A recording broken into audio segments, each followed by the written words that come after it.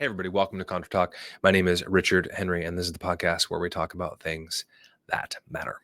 And something that matters is culture, right? Theology, how to live our lives, politics, all these things. They matter. And I talked to a guest who's been on the show before. You probably know him, Jon Harris. He's an author and a podcaster. He's a husband and a father as well. Speaker, preaches often, goes to conferences.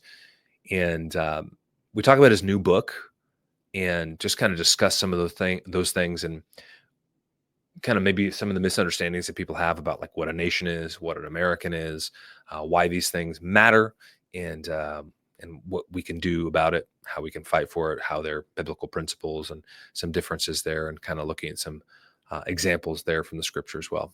Hope you enjoy this conversation.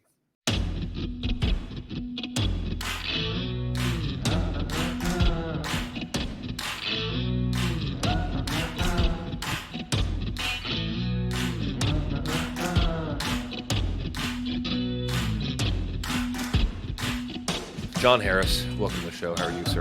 Thanks, Richard. Doing well. Glad to be here. Yeah. Nice day. Good to see you again. Yeah. It's a nice day. Yeah, it's a nice day here too. It's probably low 70s. Spell of winter in Ohio. I know. We had snow here for about a month, all of January. It was kind of atrocious.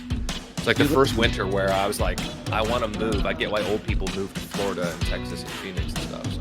If you live in like way upstate New York, where it's like the Adirondacks, where it's really cold, they have warnings right now not to go out to the mountains. Don't go on any trails. Like just stay home because they have when it starts getting spring like this, you have avalanches and oh wow, the creeks and you all fill up. There's flooding everywhere. It's terrible. Apparently, I'm in an area that's a little warmer than that, so we don't have those problems as much. But no snow really on the ground anymore where I am. That's good.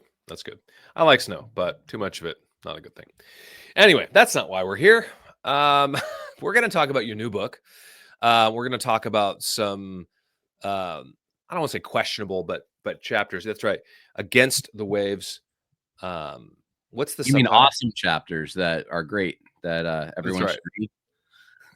Christian Order in a Liberal Age. That's what it is. So I've listened to it, read it, read it, audiobook, about a third of it. And I think a little more than a third. And several chapters. What is it? 20 chapters, 28 chapters, something like that? No, it's 19 chapters, but then there's chapters. Appendixes. I haven't read it at all, obviously. Appendectomies. There's 5, I think. You could call them chapters. They're really not, but appendices at the end. Okay. So all in all, you have read more 24 different sections. Okay. Including the introduction. Then I think I've read more than that. But anyway, it doesn't really matter what I've read. But there was a few spots that, especially particular, talking about a nation, and I could see softer Christians or kind of leftist leaning Christians. Maybe they're not woke. They're not necessarily leftist. They still saw Kamala Harris and they voted for Trump, or maybe they didn't vote at all or whatever. But like, they might be like, oh, I don't really like that. I don't like how he said that. So we're going to talk about that. But just kind of give us the rundown why you wrote the book to begin with. This is your third book, right? Fourth book? Yeah.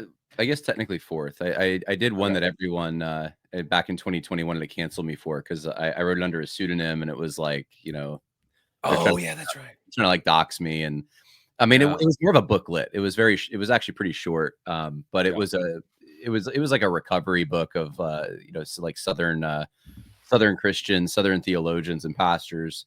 And some of the things that they had said leading up to the debates that ended up, I guess, contributing to the fracture that led to the Civil War. But the 2 books that I think most people know me for are Social Justice Goes to Church and Christianity and Social Justice.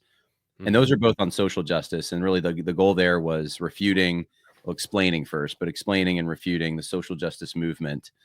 And then this one is, it's sort of along the same lines in the sense that like I'm trying to meet threats. I guess that's all I have written on, right? Is trying to meet threats. But I mean, that's the whole New Testament, though. I mean, honestly, I like to remind myself of that, and often from the pulpit if I can. Like, that's why Paul wrote. That's why John wrote his letters. Like, I mean, even Jude. What does he say? I intended to write to you about this, but this. Yeah. Right. I mean, we Yeah. wouldn't have a Bible if it wasn't for sin. Right. If there wasn't curse and problems, there wouldn't be correctives coming. So Absolutely. makes No, sense. you're 100% right. Yeah. Threats to theology, threats to orthodoxy, and even threats to our identity as both Christians and as Americans as well. Not that other people Mhm. can't glean from some of this, but this one was more about liberalism. And so I think what's happened is since the woke controversy, which by the way, we're still in that kind of depending on where you are, but that we've Yeah. reached a point where we're not in the heat of it. And what a lot of even those who claim to be conservatives have done is they've retreated to a liberal position, a liberal neutralist position, where they criticize social justice because it supposedly gives special favors to certain groups. It tipped the scales. It's not really justice, right? And all those things are true. But what they've done is they've said that what we ought to have as a positive vision is the liberal order. And some will criticize us and say, like, to pick on one guy, James Lindsay wants to be in 1999. And if everything would just go back to 1999 or maybe 2015, because he wants gay marriage. Before So, Y2K. yeah, Yeah. yeah, 2015. If we could go back to 2015, then everything would be great. And it's funny to think about because you realize the problems that we faced in 2020 had to have had an origin that predated 2015. But what he's getting at, and what I think a lot of guys who criticize wokeness but want some kind of neutrality are getting at is they want this like multicultural society where you can have all kinds of religions, they're all protected, and all kinds of peoples can live in the United States and claim to be American and reap the benefits that come with being an American. And they don't really have to do anything cultural. The only thing that they have to do that's cultural, I suppose, is they have to acquiesce to this idea of freedom or equality. And these Mhm. are somewhat, I guess, elastic terms that can be applied to different situations, and the left applies them Oh, differently. yeah. But both sides want to claim some kind of like human freedom or equality as their standard. And so I really take that apart and try to show that actually our positive vision should be, and it used to be, conforming ourselves to God's created order. We have a creator. It's not about just our human choices and exercising those choices in a marketplace of Mhm. ideas or the marketplace, financially speaking. It's really and we could talk about academic freedom and freedom of speech and all those things if you want to get into that, because I do think there's a tradition we have that's very beneficial and prudent, but it only exists under certain circumstances, and we're seeing those Mhm. circumstances erode as people give up virtue. We can only really handle the freedom that we've enjoyed if people are willing to self-regulate and be virtuous to one another. Without virtue, it's very hard to have some of these things. And so I think liberals take a lot for granted, and they use sometimes they'll use things that are actually, I think, good and part of our tradition to some extent, but they'll universalize them and say this is the Mm. right moral thing in every setting. Right. And it's Just not like, absolute. Yeah. yeah. So so I just get back to I try to get back to God has a created order. He set things up a certain way. We ought to conform ourselves to that, and we ought to then evaluate the situation we're in, and that's how we're going to apply those principles. Those principles are mediated through tradition, but then they're applied through to specific sets of circumstances. And so, getting back to questions of like, what is a nation? What is an American?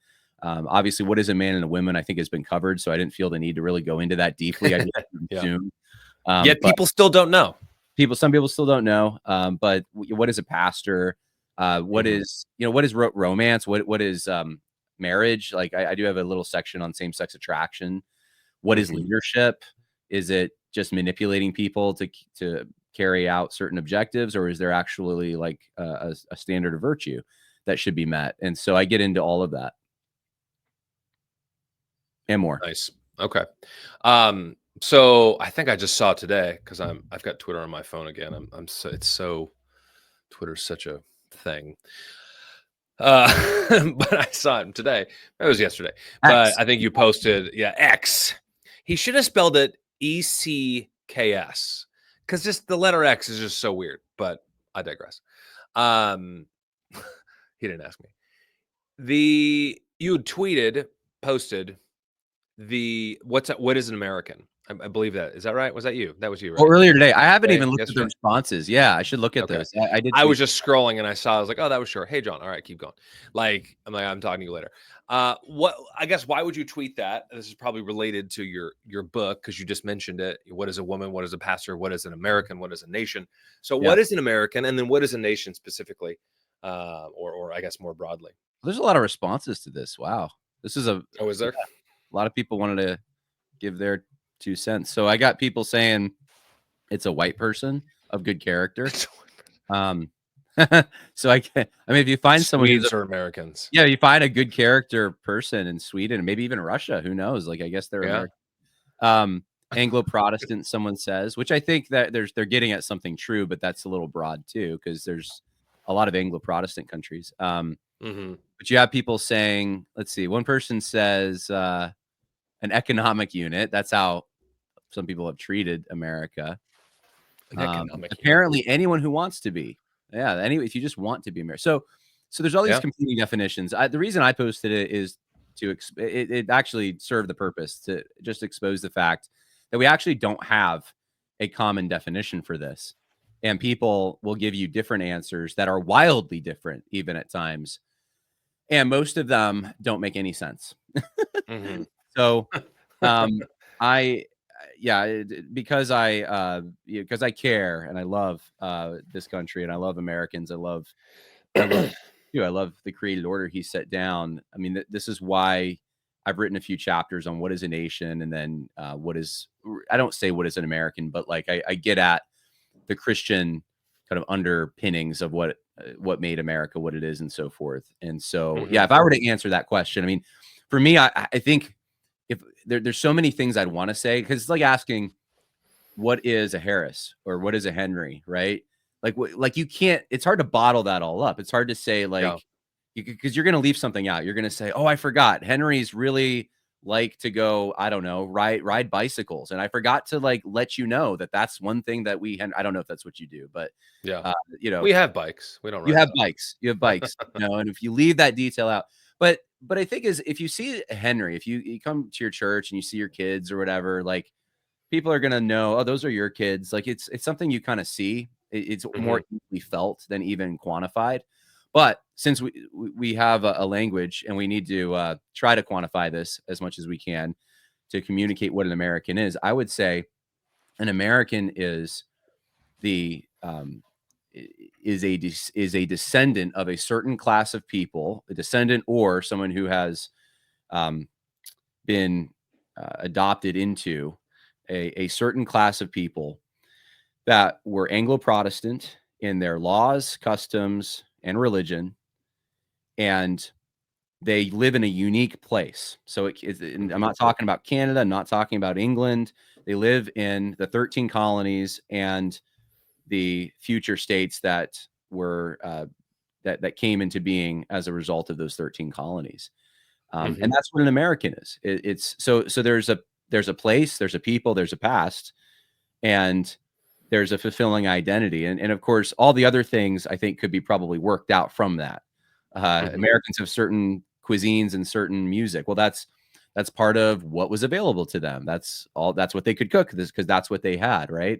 And the music came from their folkways going back to Great Britain. That's the Anglo part, right? So like all of these things, I think could really be boiled down or at least could be extrapolated from what I just said.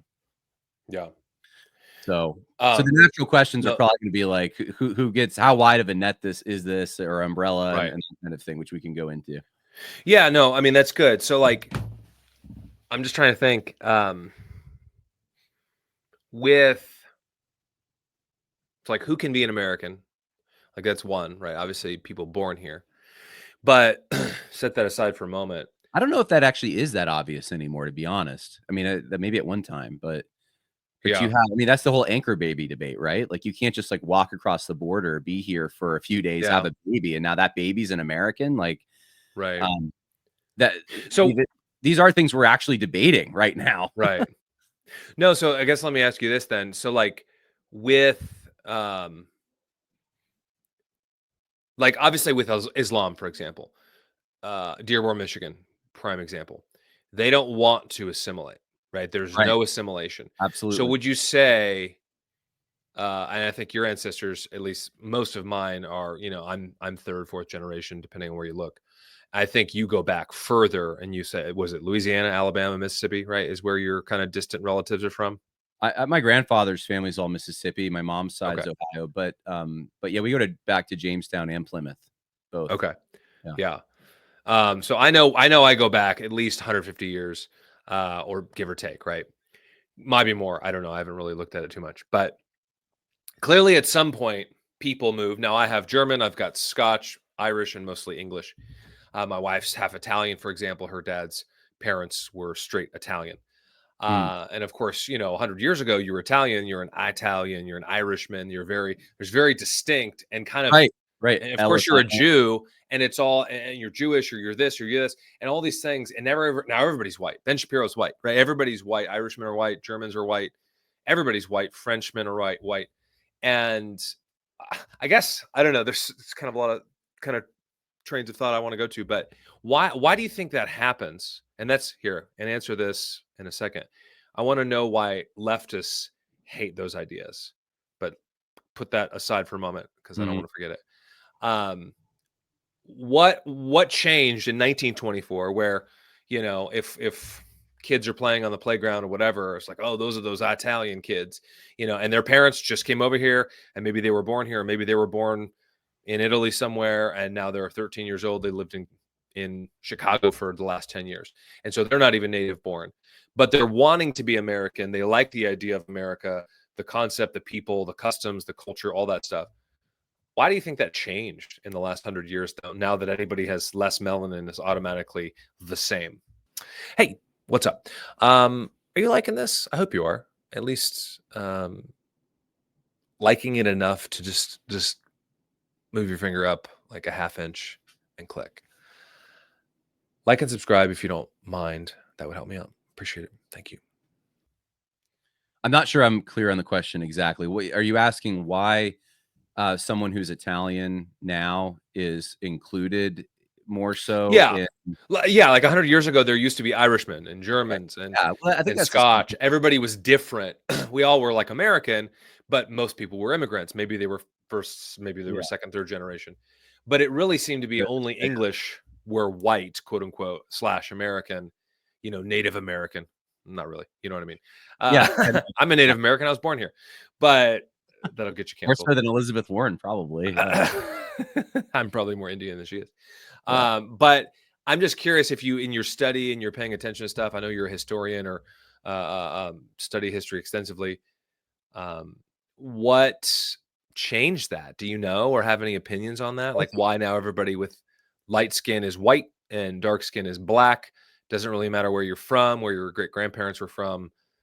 We're all the same. It's just kind of this amalgamation. It's weird. Well, there's multiple issues. I think the main one is ideology. So you have elites who have foisted on us a vision of really like they've attacked white people so incessantly and grouped them together. And by the way, I should say that like a lot of people online who you see even in the responses to my tweet are quoting our first Immigration Act, and it talks about free white persons of good character. That like there has been a concept of white people for a long time, as in European, and really in that context, they're really thinking about Anglo people that are coming over primarily. But so it's not like that's an old thing. But I think what's happened is it's been abstracted and like almost like made into a cartoon, like where white person is this template. You ever seen that video? There's this video on that went viral. It was these black guys and they were making fun of white people hiking. You ever see that? No, I don't think. They're like, no, I don't think so. like when a white person passes you hiking, and they're just like, Yeah. "Oh, the views are so good at the top." And they Oh no, I have seen that. right, and it's just them just being nice. That's all that is. It's just like being friendly and nice, but they're mocking it. And anyway, I don't know why that came to my head exactly, but I guess the way it relates is, like this is just a blank sort of statement made about all white people. Like all white people are this way, and it's true that like people from Europe, despite differences, despite blowing themselves up and fighting wars over centuries, they do have some things in common. that Mhm. even despite, over language barriers and geographic barriers, there are some things they do have in common when you're comparing them to someone who has less proximity, like someone from Africa or Asia. Mhm. So as we become more and more diverse, as we've let more and more people through, there, white people become a smaller percentage, and so there's some on the ground realities, but I do think that there's also this sort of forced characterization that like white people are oppressors. They Mhm. the Europeans in general and Christendom in particular is bad, and so all of these people, it doesn't matter if they came here before or after the Civil War. Who cares? Like whether they own slaves, whether, like they're all just they're all just part of um, this leadership class that's been negligent and Mhm. abused authority. So I think that's part of the reason it's sort of been like forced on us through academics and other things, because like I think as you say, like we do there, but despite even intermarriage and all the other on the ground realities, like we really do have different regions and different immigrant groups that have settled in different regions. I'm in an area right now that is Irish and Italian, a lot of it. Mhm. And I went to a Mexican restaurant yesterday and they were like celebrating St. Patrick's Day. And I'm like, only in New York, right? Because there's so many here. That's Uh, funny. yeah, it is. And it wouldn't happen probably out where you are. Like that, Green you know, tortillas. yeah. That's funny. Um, but the thing is, like there's St. Patrick's Day parades. There's still like there's Irish festivals. I just went to one last year. It was really good. Yeah. So like they've kept their culture. They do see themselves as Irish when it comes time to actually celebrate the things that confer identity.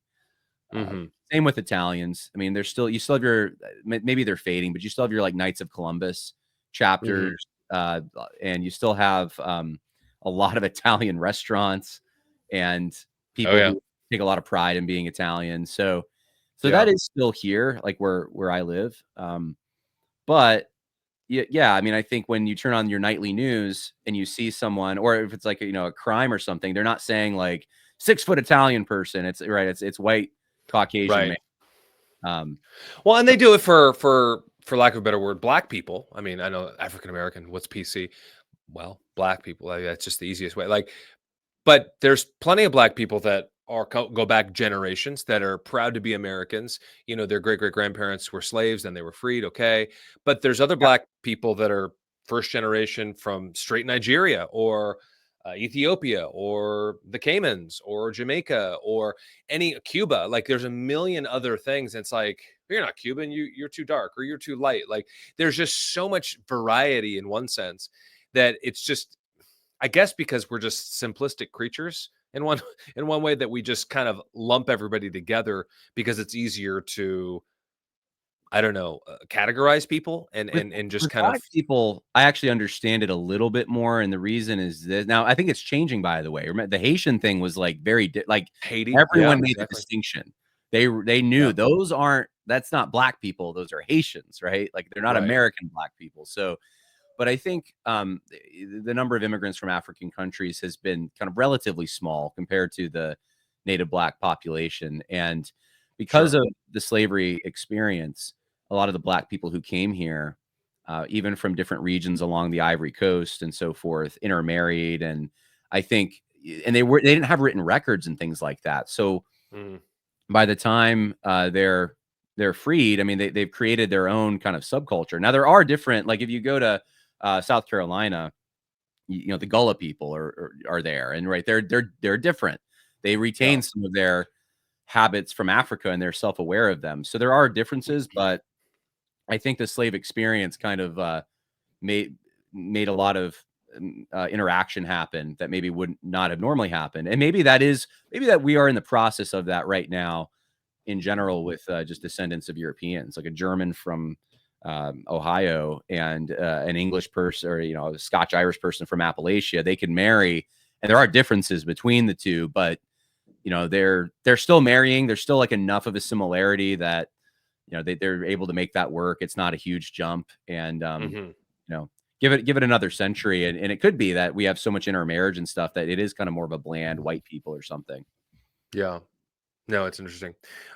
So then, and maybe we kind of already answered this, but why is it, and usually it's women, not always, but usually it's women or very feminist men, beta males, whatever. Effeminate, yeah. Yeah, soy boys and stuff. They hate being white, right? Like they hate it, They smile, they got their mouth open. I had that Why? once in my own life. What's that? I had that. I've never shared this, but I had that experience once in my own life. Like, I didn't hate it, but like I've always like, loved who I am, been proud. Like I've loved my heritage and stuff. But there was this moment. I remember I was like 18 maybe or something. It was like community college, and I had a really good friend, a black guy. I would give him rides to school, and and I remember one day we're in the cafeteria. Because you were an oppressor. That's right. That's what you were trying to do. You were trying to oppress him, right? No, I mean, I was, dude, I guess I was kind of ignorant to the ways of the world.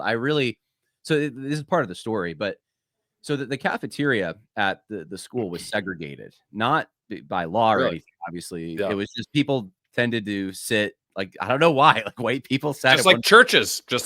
There's black churches, no problem. White churches, bad news. I don't know, man. Birds of a feather flock together, kind of thing. And yeah, it is. Anyway, I never noticed it really. Like, it wasn't something that I was thinking about this. Like, probably, and this is one of the things, right? The CRT guys all say, like, we're racist if we're like that, if you don't notice, right? But I noticed after this incident. But if you do notice, you're also racist. Sorry. You're racist either way. You can't win. So my friend, so my friend is in the cafeteria, and he sat with it's gonna blow my cover. I guess I was in the white section. I didn't even think of it that way, but it's like that's where I was sitting at the time. And I had sat in the other sections, but I don't know, like that's where I was, and he was sitting there, and everyone was white around him except my friend. And like I don't know, like I don't know, after this one other white guy's like, and he's not a Christian, but he's just like, yeah, your friend, that's the blackest white kid ever. And I was like, what? And and I talked to him about it. Talked to my friend, and like he was kind of like, I don't know, it bothered him kind of like, like he felt like, I guess he wasn't totally, like, it was noticed that he wasn't totally accepted. But the thing is, like, I think he had some hangups or like some issues regarding this. Like he just felt kind of a fish out of water. So anyway, that actually wasn't even the main story I was going to tell you, but I'll wrap this up to a bow. He says to me as we're sitting there one day, he's eating his food.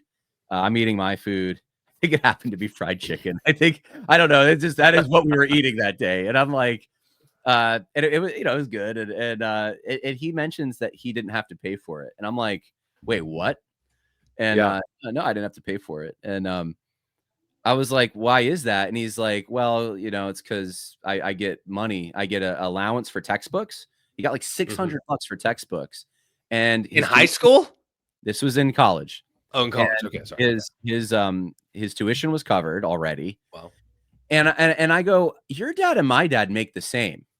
So I said, like, where do I apply? Like, I was like, because I figured it was a socioeconomic thing. And he stopped me. He goes, John, you can't get this. It's because I'm black.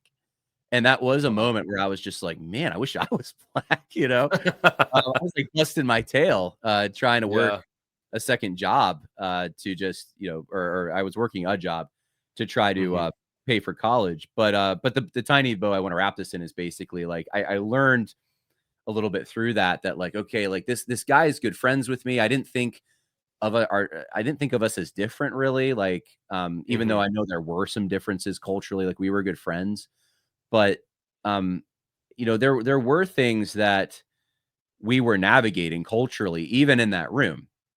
And I know the woke guys got crazy about this and was like, oh, like, you don't know what it's like to be a minority and stuff. And I like, and I totally do. Cause like I have been the minority in many situations, but especially like going to Turkey, I was definitely the minority there. But like, I guess I can understand why there's guys who are white that feel guilty about it, because there's a narrative that gets reinforced all the time that they stole all the money, all the resources, all the privilege from minorities. And so, and they prevented them from being fully American. And then natural things like people sitting with people that are like to do the same things that they like to do that are culturally similar, that gets weaponized against them. You know, like you're being you're excluding people from your privilege or something. So like I do get it. I really do. Yeah. Okay. That was such a long tangent. You don't even know where to go. That's right. So I guess kind of just coming back to the American and then looking at a nation, like, and I mean, I thought this as a 20-year-old unbeliever. I would have said I was a Christian, but I wasn't. Living in LA, pursuing film, movie stuff, living a very, I mean, not the worst lifestyle for sure, but it wasn't godly at all. And I still remember thinking like, okay, there's African American, and then there's black, and then there's white, and there's Caucasian, but then there's Asian. But like Indians aren't Asian, even though that's Asia, and they're not Asian. And thinking about these things, and this is like 25 years ago, right? Like what? Like, and it's still not ironed out. And now I don't really care, because in one sense, it's like, yes, there's no Jew, Gentile, free, slave, man, woman, all one in Christ. So there is that unity that we have in the gospel, which obviously you would affirm. But there are still distinctions. It's a cafeteria. Right. And so it's like sitting in different areas. Exactly. Well, like I just said a moment ago, like there's the black church, which is very different than the not black church. I mean, can't call it the white church, because I mean, again, that little feminist that sits on my shoulder sometimes. Although I've never been a feminist, even in my pagan days. I say white church, and it's like, ugh, that sounds icky. And it's like, well, I mean, we don't call it that. But then why is there a black church? Like, it's not like they have a different language. I get a Korean church, right? Or a Spanish church, right? But black people don't speak another language generally. So why is there a black church? I mean, I don't know. I'll ask you in your studies. I mean, is that just like a vestige of Civil War, and then of course Jim Crow and all the segregation, and just people kind of keep it going? Or because not every church is totally segregated. Obviously, there's some churches are very well mixed, and some, it's 99% one of another thing. What are your thoughts or your comments on that? Yeah, there's different, we'll call them, I guess, historic black denominations in the United States, and African Methodist, right? Yeah, there's like the AME. That's probably the most famous one, which Richard Allen, I think, started that one. And then you have like AME Zion and the National Baptist Convention. So yeah, like missionary Baptist churches. I think in parts of the Deep South, that's black. So so they do have. Have you ever been to a black church?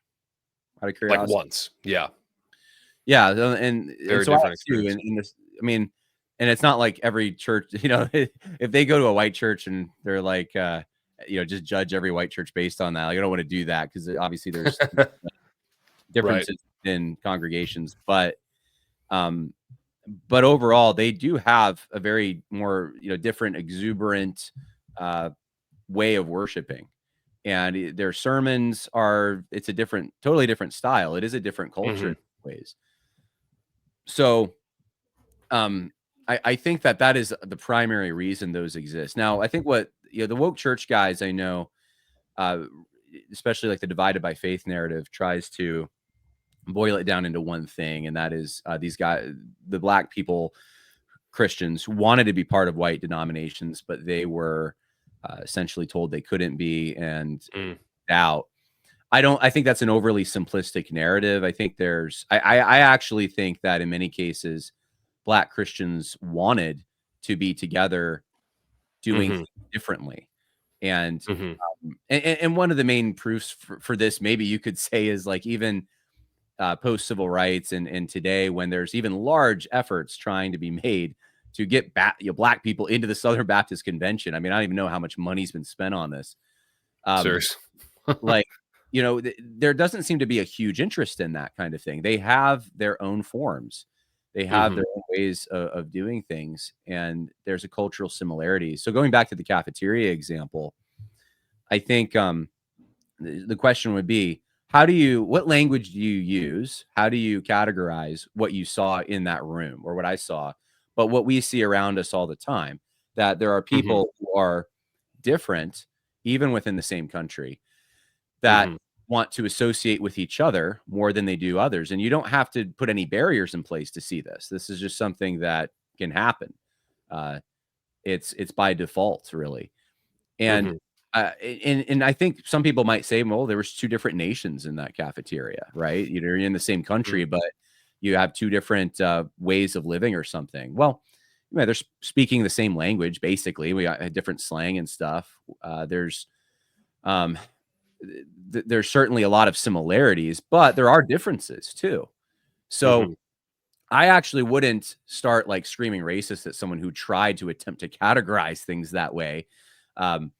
I think that, and I just talk about this in the book, I think that the United States is more of an empire than a nation. And if you look back, even the founding era, before Ellis Island, before 1965 Hart-Sellers Act, you have at least 4 British folkways, let alone the Germans in Pennsylvania and the smaller groups of Sephardic Jews and so forth. You have the Puritans, you have the Cavaliers, you have the Scotch Irish, you have the Quakers. And these are all very different, and they don't really like to associate, especially the Puritans didn't like to associate with other They don't like people. anybody. They don't want to, they don't want them around, go to found Delaware or something, go to your own colony. So like, what do you do with that? Are those 4 separate nations? And I think what as the United States developed, we had this decentralized tradition where we tried to kind of maintain some commonality, but also some shades of difference. And that's what Washington in his farewell address talks about. He's like, hey, look, guys, he's like a father telling his kids, like, look, you guys are you're part of the same family. There's some shades of difference, but you got the same kind of heritage, the same religion, same language. So you guys can kind of make this work. And, and they did. They were Anglo-Protestant. It's Albion's seed. But, as you add more and more people groups to this mix, and even those things become separate people more and more and more. The Northeast is different than the South, is different than the Midwest, is different than the Pacific Northwest, is different than the Southwest. So these differences, I think, have remained to some extent. They're still with us. And what's happened is we've been, I think, from the left's framing, or the liberal framing, I should say, is like that all these differences are transcended by this glue of proposition nation, this idea that we all believe in this American creed. We all believe in liberty and freedom. And that's all it takes. As long as you believe in that, you're an American. And I debunk that. I show, well, that's not the historic understanding. That's not even metaphysically true. Like that's not what you base a nation upon. You could have like loose alliances based on something like that, but that's not the core of what makes a nation a nation. So I think as the Cold War era, and we had a common enemy, as the Cold War era progressed and people kind of held to this proposition nation, but becoming more and more diverse during this time. And as the War on Terror kind of like breathed the last gasping breath into the Cold War era's kind of unity, which was basically, we have free market, we believe in God, and we kind of tip our hat to Christianity, and we have a constitution, right? Like that's America. Well, that's all coming unraveled now. And we're seeing for sure, like we've never seen it. And this was a time bomb. This was waiting to happen, I think. So like you mentioned Dearborn, Dearborn is like they built another cafeteria, right? They're not even in the cafeteria. Yeah. I wasn't planning on using this analogy, but it just kind of worked. So no, it's good. They're not sitting on one side of the room. They don't even want to be in the room. They want Sharia law. They want their own country over there. And so how do we categorize that? That's like a country within a country. I don't see any other way to say that. I mean, so this is a huge difficulty for us at this point. Like, we have to figure out what the binding unity is. And I think Christian nationalists are trying to say, well, most of us respect some Jesus and some form of Christianity, even if we're not Christians. So let's make that the binding agent. We're Christians. That's what makes us, American or whatever. That's the thing. And I mean, that's one of the things. But is that enough? And are there enough people to make that work? In some areas, yes. In some areas, probably no. We're going to, especially if you don't have enough faithful Christians, right? If you don't have enough real Christians. I mean, like Richard Dawkins, what said months ago, I'm a Christian. It's like, what? Like, I'm a cultural Christian is what he said, right? But still, you're like, What? You're like the Pope of atheism. How that's psycho. What are you even talking about? But anyway, I digress. Well, I think, like Black people who have been, the slaves and their descendants and stuff. I mean, they're Americans. I've seen guys Right. online say they're not. I mean, it's ridiculous in my mind. They live here. They've been. You could say that there's been. They've been in a subordinate position for many years, and they still are as a community. Yeah. I'm not saying as individuals, but as a community, I would say, or as a group, you look at the disparities that exist and so forth, and you could say there's a subordinate thing, but you could say that about Appalachians too. Like they're kind of there's disparities there as well in some ways, but they are part of the historic, what has made America America. But at the same time, there is a difference there. And just like I think they're Germans in the Midwest, there's a difference between German Lutherans in the Midwest than there are, Puritan descendant, now atheists, I guess, in New England who, Right. One time their ancestors were Unitarians, Congregationalists. Yeah. So this presents a huge difficulty, I think, for defining like nation. Have you ever been like to Arizona and driven through the Navajo reservation? Oh yeah. Is that is that tacos, America? baby? They're Oh yeah, those are pretty good actually. It's a beautiful area. Yeah. No, that's a good point. Any of the, I mean, Oklahoma, South Dakota, all those. I've been called through the all Navajo those Nation. I mean, it literally says nation. I mean, you look at it on the map. Exactly. Yeah, it's weird. So is that America? Like, where are you? Like, it's sort of a hybrid identity, I guess. Like they get certain privileges, which I think they should probably, and but they also retain their own unique national characteristics and traditions. I think we have some broad national characteristics in America overall, from a broad bird's eye view, and I would quantify those as Anglo-Protestant. Their traditions, their hymnals. Like, it's not just Christianity; it's hymnals in churches that sing songs in English. It's pews that hurt your back probably because they're made of wood. It's it's a steeple on a building. It's a certain kind of architecture. There's these really particular things, but we know it when we see it. We know, hey, that's American, right there. Right. So yeah, we can take this in any direction you want to take it, but no, I mean it's good. I mean, I guess navigate. Yeah. So then for someone, and you said it's more America's more of an empire. Obviously, we have the general country, right? Mexico's a country, we're a country, Canada's a country. That's North America, really. And oftentimes it's really just Canada and America. We don't often count Mexico for whatever reason. Drug cartels, probably. But you look at Europe and it's very different. Or you look at Japan, which, supposedly by some numbers, 100, 200 years from now, there will be no Japanese that we know today because they're dying out so fast. They're not repopulating. There's just such a difference. Sad. And yet, a Japanese person, even if maybe her parents were born here, but her grandparents are from Japan, and they came over post World War II, blah, blah, blah. And this girl's born in Pasadena, California, whatever.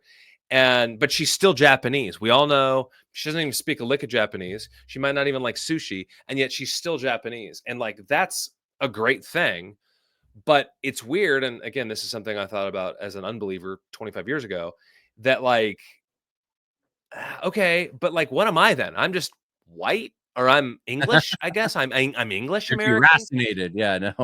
Like, you know what I mean? And it's have a past. You're not allowed to have like a culture or whatever. And I agree with you in the sense of, hymnals and steeples and things like that. I don't think, and again, I think, and I don't know if I said this before recording or not, but we're very much in a zero-sum culture. Everything is, if you love this, you automatically hate this. If you like ice cream, that means you hate pie. If you love America, you automatically hate Nigeria. Or you're with Ukraine, therefore you automatically hate Russia. Or you're for Russia, you hate Ukraine. Like, there's no, right, you think men should lead their families, therefore you hate women. Like, everybody's just like everything, even in the church, men and women, boys and girls, all types of cultures in America, different languages, whatever. It's just so, I don't know. I mean, I guess what, do you have any comments on that? Like, why you think, why we're in such a zero sum? If it's this, then that. It's the seesaw. If one is up, the other has to be down. And there's Well, no we've been at war for some time, like a cultural Cold War for a long time, and we've had common threats that have bound us together Mhm. at certain points, right? So you have sort of like the um, the era of good feelings in the early 1800s. It's kind of like there's all this fighting over like the Constitution and whether we're going to band together and what that's going to look like. And then there's this era of good feelings, and then wouldn't you know it, War of 1812, and we're divided again. New England wants to secede at the Hartford Convention. Get out of here. We're joining Canada. I wish they would Yeah, have done. wow. Anyway, you know that uh, Liberals. they, so then you have the Civil War. Things really tear apart, and then there's this forced unity, and eventually, though, both sides have these their reconciliation. They come together for reunions. You have World War I, and the Southerners send a lot of people to fight in the war, and so it's like, you know what, you're good Americans. You're spilling blood for the whole country, and the wounds of the nation are kind of like bound up. And World War II, Mhm. and then the Cold War kind of keeps us. We have this common enemy, like the Soviet Union could nuke us at any moment. Like what's that will keep people together. Like we got to fight them. They're Right. atheists. Oh no, we believe in God here. It's like, but I think as these different pressures have changed, and we've realized too that, like, oh goodness, the deep state is more of a threat to us than foreign countries, possibly. I mean, a lot of people Yeah. have come to that conclusion. I think it's like, it's like a family even, or take any other social unit. Like you're not under this pressure anymore. You don't have this common enemy, and those differences start coming out again. And those differences, I think a lot of them have already been there, but it's been made a lot worse because we brought in so many large groups of minority groups who have formed their own in-group preferences. They have no motivation to assimilate, unlike the Ellis Island generation that did have a motivation to assimilate, right? That's why Yeah. Italians, you're going to speak English. Our Puerto Ricans who came over, my church is very diverse, but a lot of the people are like, second generation, third generation, sometimes, even fourth if they know about it, immigrants. Mhm. Their parents at least were, and they were always told, like, you're going to be an American. We're going to drop our native ways. Right. That's not happening because we're bringing them in such large numbers. And what they all have done is they've tried to claim the mantle of moral superiority based upon they've really taken the stolen valor or the counterfeit virtue that belongs to American the descendants of American slaves.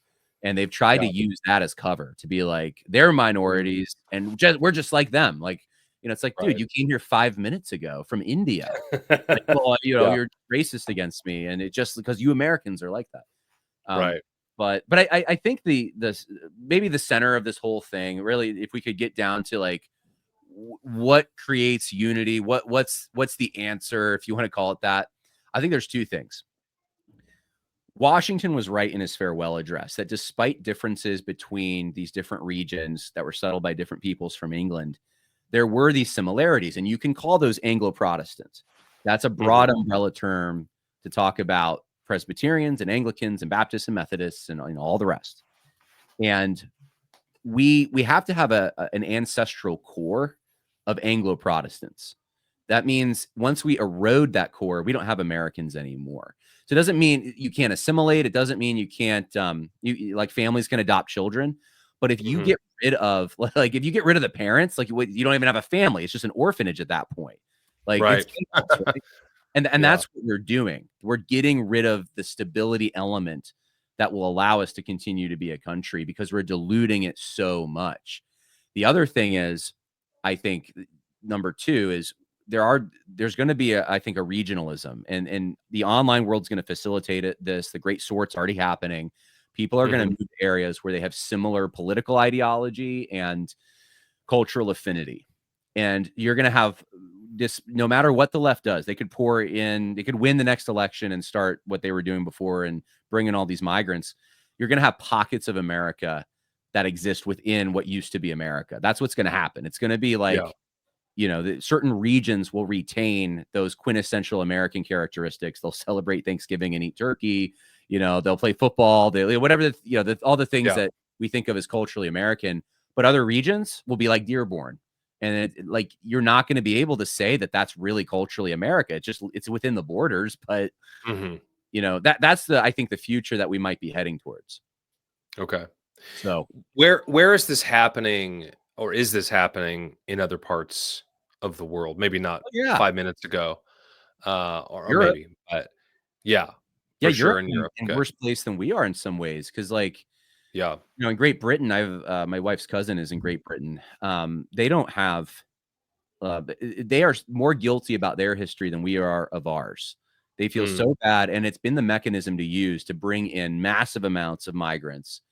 And there's places that now you won't even recognize. London is like not is it even British anymore? Like yeah. it's got a British history, but it's kind of like the Dutch in New York. Like, New York was a Dutch colony. There's still a lot of Dutch names. Where'd the Dutch go? Like, Yeah. Hmm. there's very few of them left. So I mean, that's what's happening in portions of England. So you to get into actual England culturally, you got to go out into the countryside. There's certain places, but you can't. I think, what was it, Nottingham? I think it was. I heard the other day, like it's like there's no British left, basically. Like, Yeah. it's Well, you the have a sheriff of Nottingham's been a Muslim for quite some time, or at least he was. I mean, of course, the the mayor of sheriff of London is. Nottingham. Yeah, yeah, no joke. It's like, Ali Shahar, whatever. Like, yeah, totally Man, we need last a name, Robin Hood or something. I don't know. something like that. Yeah. But they have a Um, two-tier police system. Like, they aren't even operating by British law in these places, to the full extent. So, wow. that's what you get. Like, you can call that England. That's the thing. Like, the left, what they try to do, like, I think the right, the actual right, the authentic conservative right, understands you need a core of cultural affinity and identity. That means a Mhm. shared ancestry to some extent. That's what the left doesn't like, that because they think that's racist or whatever. But you do need, like the Constitution says, to ourselves and our posterity, you do need some connection to the past in order to Right. pass down to the future. Doesn't mean you can't bring in other kinds of people, but you have to keep a core. You need the traditions, the religion, all of these things confer identity. Yeah. And so people, place, past, that's got to be there. There's got to be a stable element. And the right wants to shore that up. The right wants to say, all right, let's stop the immigration. Let's shore this up so we can continue. The left wants to create a great social experiment by which they mix us up as much as possible. Like they force diversity, incentivize people. Like, even in the case of the story I told from years ago with my friend, like, he ended up dropping out. Okay.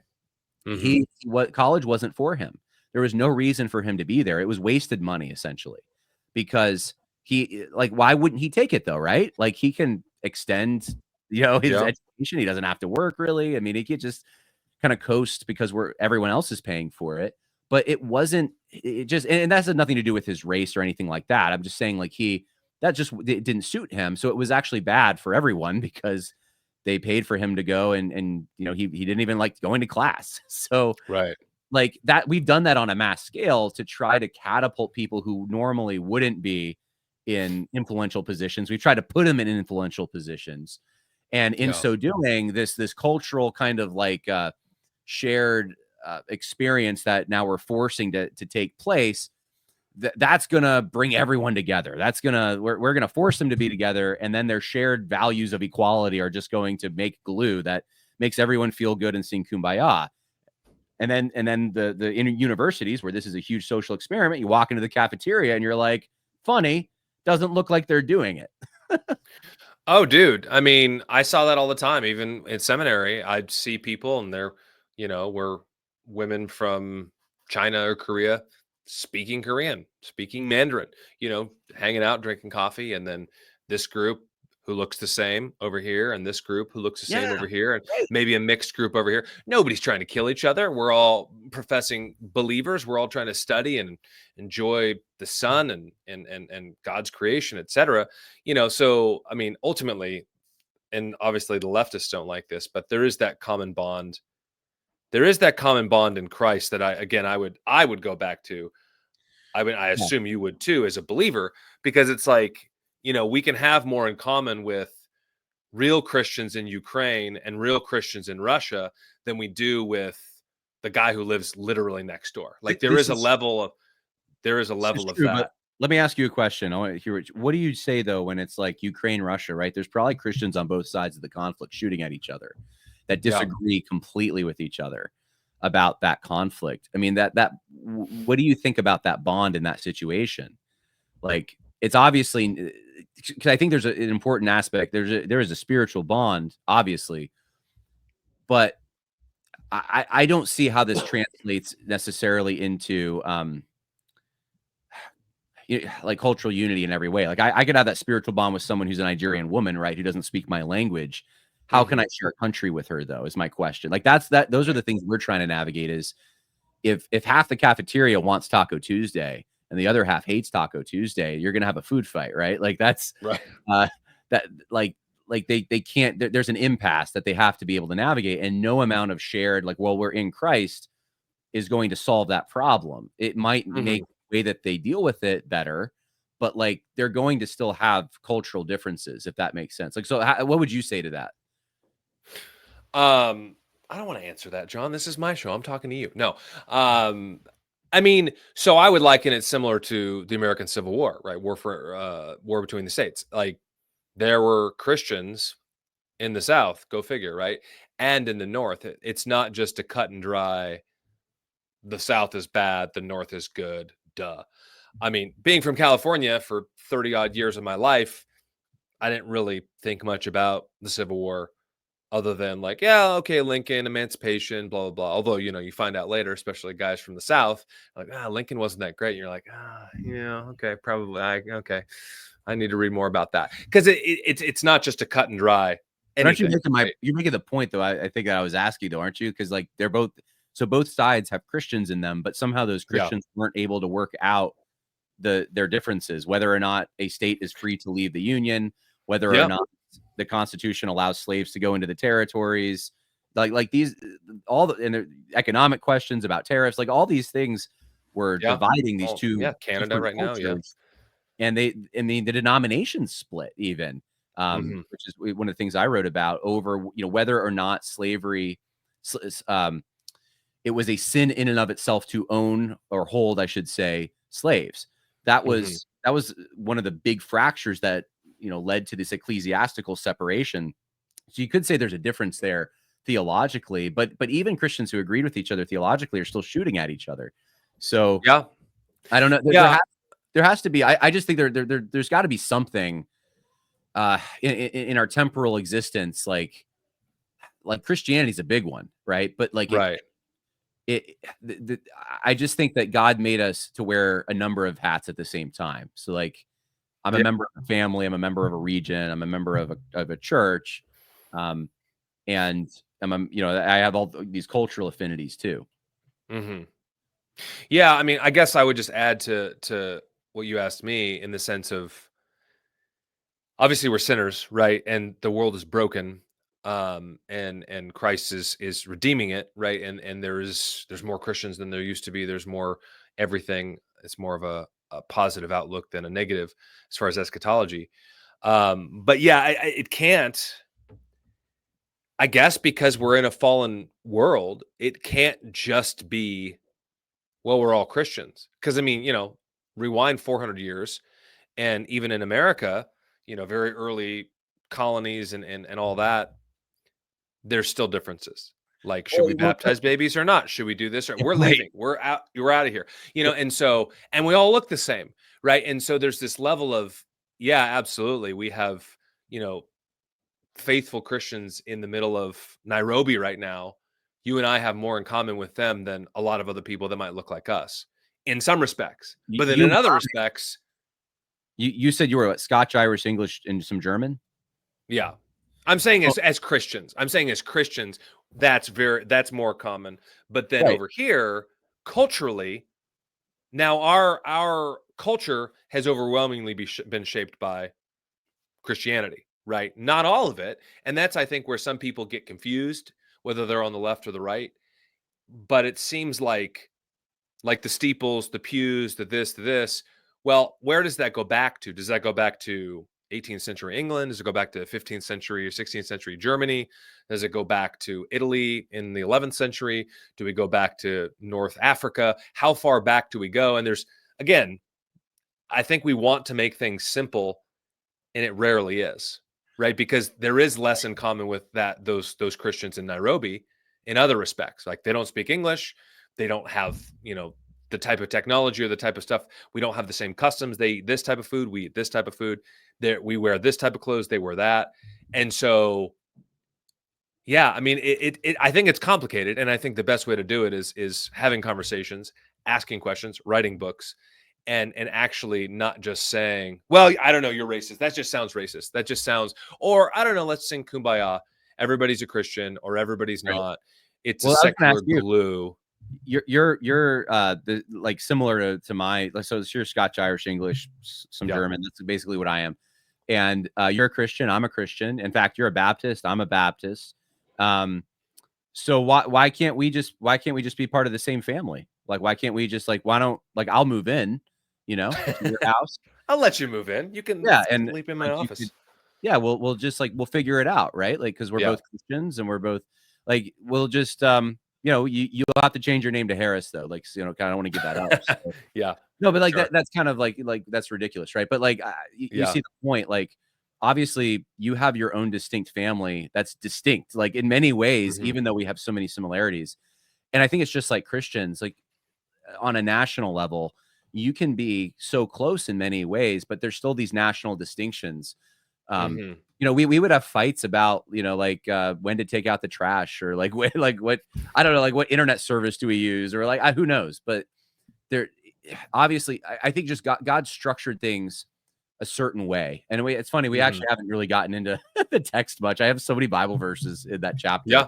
on what is a nation, because I use Israel as the template. Um, but I Yeah, really we think, can get there for sure. Yeah, let's get I there. really think he set an example for. I mean, that's why we're told we're given the Old Testament, right? It's an example for us.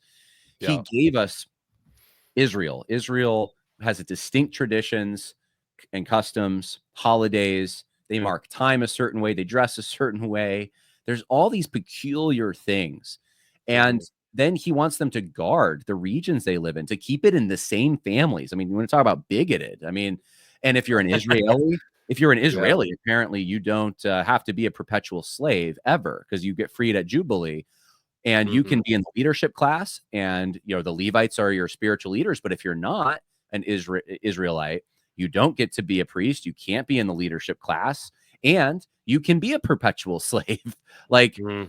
and you can't own land, not perpetually. You have to give it up at Jubilee. So, um, obviously, there's these barriers that God put in place, and I've heard some theonomic guys try to bend over backwards to try to make this is about seed laws and protecting the line of the Messiah. I'm like, you mean the Mhm. line that has Rahab in it, and uh, like Yeah. that, that has, Ruth in it, like. Mhm. So I mean, and those are good examples of people who, my people, your God, my God. Like, I'm gonna assimilate, right? That's what Ruth did. She assimilated. So we have Mhm. these positive examples, but they're on a certain scale. It's not importing millions of people or thousands of people even, and then let's just like slap a label and call them all Americans. And let's Yeah. give them all the benefits that your ancestors fought hard for. Like, they can Right. just, I mean, they can have the land, and they can. That wasn't Israel. Israel was like, no, no, no. There's barriers in place. Um, Yeah. there's an ancestral core that's preserved. And so I'm looking at that, and I'm saying, like, look, it seems like God, in Genesis 10 through 12, from the beginning, it's you see these families go out to certain regions and have distinct ways. Mhm. And so often it's families of the earth. That's what the same word for family and nation are, like, interchanged. And that's what a nation, I think, is. It's an extension of a family. So Mm. when you get a couple families in one house, and you have a multi-family home or whatever, is that a home singular, or is that multiple homes? America is coming to the point where we have a multi-family house, and Mhm. there could be people caught in between, right? Or there could be people, um, like, I'm really good friends with people who don't look like me at all, and they've really assimilated and become like part of, kind of like, a culture that's not their native culture. And Mhm. I think there's certainly room for this kind of thing. But even with my friends who are like that, so often you'll find they have sort of Paul's yearning for their own people. They're like, I Mhm. just, I want them to, if they come from a pagan background, like, I want them to know the Lord. I want to go back to them. I still keep a foot over there because I love them. I think that's all great, and that's totally normal. But the multifamily home gets too big with too many groups, and that's really the issue, is groups, which liberals like thinking in terms of individuals, not groups, that you have to think in terms of groups for public policy and so forth. Then you got a problem, because they're just going to burn the house down. They're going to war with each other. I think that's what's the problem with America right now. So we have, again, it comes back to these two options. Like, you have to strengthen that ancestral core, which means you got to stop the immigration. And strengthening Christianity has got to be paramount. And the Anglo-Protestant, especially, traditions have to be strengthened. And you got to build locally. You got to make sure that there's places where, when Dearborn becomes all of Michigan, God forbid, you got to have a place for all those people to go, so that they can still retain their ways and still be America. Yeah. I hope that makes it. Does that make sense? I'm testing out examples and analogies. Yeah, no, I like, that's, I'm tracking for sure. I mean, it's still something that I hear it, and even like I said, the stuff I say or I've said, and it's just like, oh man, that could just be so taken out of context. And I don't care about that. I mean, that's evident, and obviously it's very evident. You don't care about that either. But I do, but I like, I mean, sure. We don't. I tried to do my utmost to write a chapter that was it would be very hard to do that. You'd have to, it'd be obvious you're separating something from context. But yeah, at the end of the day, where you and I are thinking right now in terms of groups, and that's already like the left wants you to think in terms of groups to the extent that minority groups deserve certain privileges, and that's it. And the liberals, the real die-hard liberals, just really want you to think about individuals. They don't want you to see groups. They want one group, the American soup. And we're thinking in terms of groups, and I think biblically, we're saying there's unique families here. There's unique things that are part of God's good order. There's also pagan things that need to be destroyed, obviously, but there's all sorts of great things like clothing and cuisine and culture that we want to retain, and people should be able to pass those things down. And the problem is they're prevented from doing it in America. They're being told that they can't have those things anymore, especially the more European they are. And we should push back against that and say, no, this is first of all, this is the core of the country, is Anglo-Protestant. The whole thing works because of those original settlers. You get rid of them, it's going to be bad for everyone. It really is. All the people that have come here for the blessings that our ancestors have made here, they're not going to be able to enjoy those things anymore. So it's about loving your neighbor, really. Right. The Order Amoris, right? J.D. Order Amoris, yeah. Amoris, yeah. I don't speak Latin, so wait, nobody does.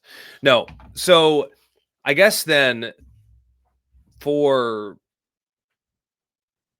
the core of it, though, and this is something that I've thought and said, that you look at India, and for some reason India has 1.5 billion people. I mean, it's India, it's China, and then it's us, and we've got 350, 360 million people, whatever the number is. It's radically more. How the heck did that happen? And China had the evil, one child policy too, right? Russia's bigger than both of them, and they don't have that many people, even as many people as us, right? And so it's very strange. But is India Christian? No, right? They're Islam, they're Hindu. There's all sorts of other tribal types of religions and native religions there. And yet lots of Indians come to Canada, come to America, and they want to leave. The question is, why do they want to leave? Well, people have different reasons. But I would say it's Millionaire. What's that? Slumdog Millionaire. Slumdog Millionaire, yeah. Yeah. I fell asleep during that movie. I would say, and you feel free to comment, that it's because the core is Anglo-Protestant, like you're saying. Well, what's the Protestant? Well, it's Christian. It's the Bible is the authority. The Bible is the final marker. This is what we base our moral law on, God's moral law. Our ethics are based on this. It's not just whatever we want. It's because Christianity and ultimately Christ is better, right? It's better than Hinduism. It's better than Islam. It's better than all these other things. Certainly better than atheism. that's the driving force that historically we see. That's why people left England and left, Western Europe and came to America, et cetera. Not always, but a lot of it was. And then they're reaping the benefits. I mean, I don't know. What do you think? What do you think on that? I mean, do you agree? Do you disagree? No, I agree Add with anything what to you're that? saying. I think so. I would phrase it this way. This is what I think conservatism is in essence. It's God has an order that He's laid down. That order is then mediated through culture or tradition. It's interpreted, it's applied, and then as new challenges and threats develop, this tradition adapts and applies these biblical principles. At least I'm talking about from an Anglo-American kind of context here to our specific situation. So you can go back to the 800s or the 900s, I guess, the Book of Doom, it's called, but the legal code of Alfred the Great in England. And you read that, and it's overtly biblical. It is biblical. A lot of theonomists even want to go and say, look at this book. This is great. It's the 10 Commandments, right? And this is then applied into specific, very different context than today, but the context that existed in those times. And this was the basis for British or English common law. And this developed then over the course of centuries. And people really need to understand that, good things are not created in a day unless God does it. Good things, culturally speaking, develop over time usually. And so you can have, this great law, but it really takes time for this to develop and to become what we know today as English common law, which was then what America was based upon. We have an English common law system.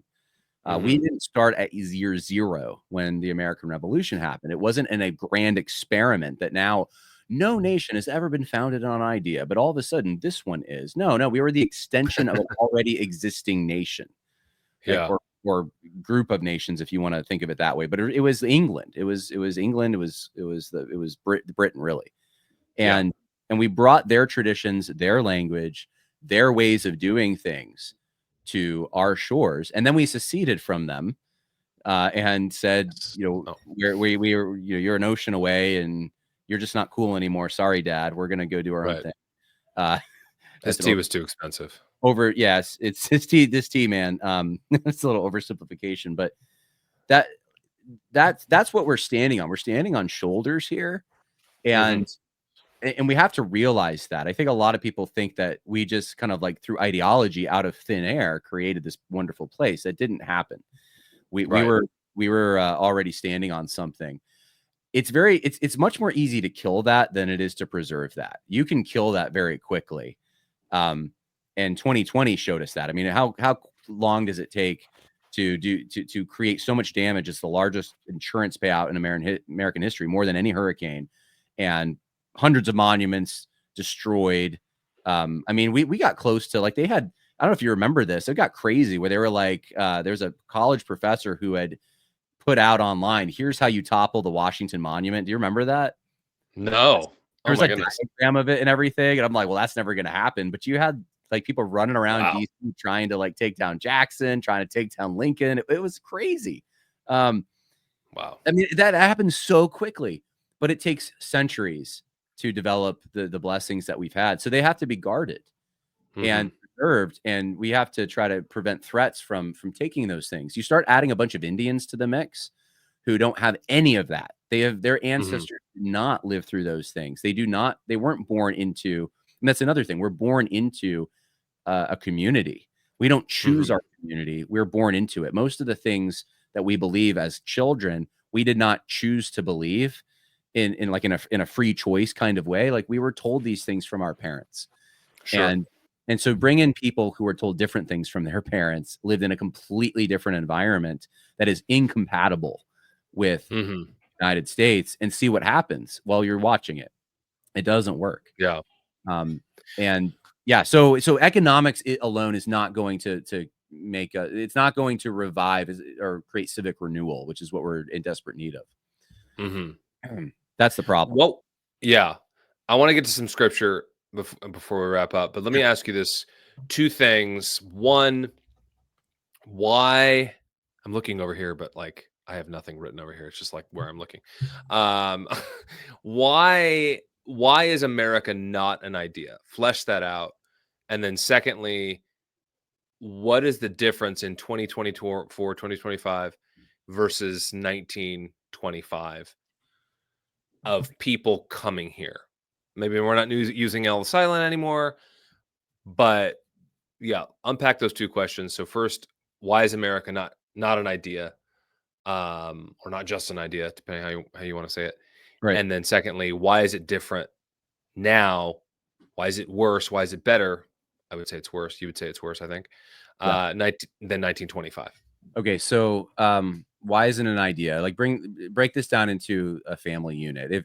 If you buy the idea that a nation's extension of a family, and even an empire like America, where there still has to be a core to an empire. You know, Rome was the core of the Roman Empire. Russia is the core of the Soviet Union, right? There still has to be a sort of like a national core, even for an empire. So, what was the question? Okay, why isn't it not an idea? So if you break it down into like family units or whatever, what if I said the Henrys are just an idea? Like anyone can be a Henry. You just have to believe. I don't know. What's something that Richard really likes? What's your favorite? I don't know. What's something that really means a lot to you? Burgers. I like steak and burgers. If you the proposition roasting coffee. That's if you believe in the proposition that coffee is better than tea and steak is better than salad, then you are a Henry. Like, I mean, you'd probably be like, well, that is part of it, right? There's some truth to it. Like, we do like our steak and our coffee, but like that's not all of it. And you're missing some really core components here. And you're also just being weird, right? That's the other, like, you're just being right. weird. You're just who talks like that? Yeah. Well, and it's not even like that you have steak or coffee. It's the belief in steak or coffee. It's just abstract. Like, I'm a vegetarian, but steak is great. Yeah, exactly. That's my point. That is a great way to thank you for making my analogy better. Like, you could be a vegetarian who doesn't drink coffee, but you believe in the proposition that steak is better than salad, and that qualifies you. That's what we're dealing with right now. It makes absolutely no sense, and the only reason I think we have it, this was, I think, part of sort of a Puritan ethos that got, and behind that sort of a pietistic ethos, I guess, that got sort of that went heretical and turned into all these reform movements in the mid 1800s. And there was just a lot of energy and enthusiasm for reforming society, reforming the world, right? There was these great missions efforts, but you also had abolitionism and feminism and anti-Masonry and prohibitionism. And like, there was all these social reform things going on. And so without giving like a incomplete, I don't have time to do like a whole history of like how we got to the present day from there. But like, I think there was an enthusiasm for this like revolutionary mission, and America played a central part in this. And it was part of her destiny to make the world a better place. And it was this universal mission. And we're going to sweep other people's porches, even if they don't want us to, not just our own porch. And that has, I think, translated into basically equality being the main thing. Like, America is this engine for equality. We just promote it wherever we go. We in the civil rights movement, of course, the last iteration makes this part. This is, I mean, look at the 1776 Commission, which is supposed to be conservative. The 1619 Project says America is this idea of equality, but we've never lived up to it. 1776 Commission says America is this idea of equality, and we did live up to it in the civil rights movement. Martin Luther King did. So America ends up being this idea of equality, but that never ends. That train just keeps going. So gay marriage, what about sports and women and men's sports? And like, that idea just keeps, it's an acid that just kind of like eats over hierarchy, eats over our traditions. That's why we're here, I think. And so I did a documentary called The 1607 Project, where we flesh out all this. You can go online. It's free on YouTube. But yeah, that's why it's not. It can't be, though. That doesn't make any sense. It's biblically, you don't see anything like that. You can certainly see like Israel has this mission in a sense, to like be a light to the nations. They're supposed to see the example that God has. But at the same time, Israel is peculiar, though. Israel has its own unique folkways that God expects them to maintain. Israel has its own laws, its own. So it, like, America's not an idea, just like your family's not an idea. So I don't know if you have any. No, it's helpful. Yeah. Okay. And what was the other thing? No, that's good. I mean, because Nice. I've heard that and kind of like, yeah, okay. I mean, I get that. The idea of liberty, the idea of freedom, the idea of, freedom of speech. And maybe that's what people mean sometimes, or some people mean that, right? As far as, we're not a monarchy. We don't, although depending on who you talk to or where you are, you shouldn't get jailed for saying something or meeting, again, 2020 and abortion clinics and other things. That's eroding, right? And so the idea is, if it is quote unquote just an idea or a main idea, not necessarily that it is, but that's what people come think. in and share. So Americans, I was talking about British common law. Like, we have a common law. We believe in God, right? So someone can come in who's not from America and say, look, I believe in, I'm choosing to believe all these things that you guys believe in. Does that make them an American right away? I mean, we can include them. We can grant them citizenship and call them American. And it's a process, though, really. I mean, like, I think most people who immigrate for their families are doing it. They're looking 3 generations down, or at least 1 generation down. They're saying, my kids, this is for my kids. My kids will be American. They're going to be taught these ways, because we recognize this is something that has to be cultivated kind of early. But even in that case, I wouldn't say it's an idea. So there are actual tangible people who came here and did things, and heroes who accomplished things and suffered deprivation and brought us what we have. They had ideas in their head. They had goals. They had visions and things. But those goals and visions don't those don't become otherwise. There is no place that you can call America. Like, it doesn't. It's just That's out not just there, a dream or something. somewhere. Yeah. It's just, if someone in Iraq, if he believes all the ideas, is he just American now? I mean, he must be, if it's just an idea. Yeah, sure. If it's not a language, if it's not a religion, if it doesn't have patterns and customs, why not be someone who's sitting in the Middle East somewhere who speaks Arabic and worships Allah? But they believe in freedom or something. Like, I guess they're American. Like, right? Like, it's weird. Yeah, no, that's true. So then secondarily, what's the difference between now and 1925? Oh, easy. Yeah. 1920, assimilation was necessary and emphasized. The Europeans, and it was mostly Europeans. We had there was a quota system. We didn't when did that? Let me look it up real quick, because I'm trying to remember when the quota system went in. I didn't know that. Going through all this quota system preceding the 1965 Immigration Act that we tried to. Let's see. So I'm looking it up now just so I can give accurate information. Sure. I think I mentioned this in the book, but it's sort of in passing. So yeah, it was 1921. So the Emergency Quota Act, and the law that established numerical limits on immigration. Oh, interesting. Oh, wow. That certain countries you could basically, the whole point was you could not disrupt the fragile kind of balance that existed in America between different people groups. It was acknowledged that we have a lot of different people here, and we need to figure out, we can't change these proportions, because if we do, we could have a problem. So only a certain amount of people were allowed to immigrate from like certain countries in proportion to the percentage that existed in the United States. 1965, that changed, Hart-Sellers Act. And the whole point of that was it was supposed to bring quote unquote equality to our immigration system. And what that did, though, was it got rid of the quotas. And now we're bringing in a different kind of immigrant. We're bringing in people now from the third world and from South America and Mexico in particular, who are very different than the kinds of Europeans. And leftists hear this and they think, well, it preferred Europeans because of some racist whatever. There could have been like people who had, ideas we don't usually have today on race that were behind some of this. Most people did think in those terms back then. But here's the thing. Here's the more important thing to really focus on. the people who are coming here from Europe already had a precedent for being here. They already had like it's like if you moved out to California, you probably still have family there, right? Like you can sort of like be with them and they'll show you around and like that's kind of like what it was. Like there was already a precedent for them being here.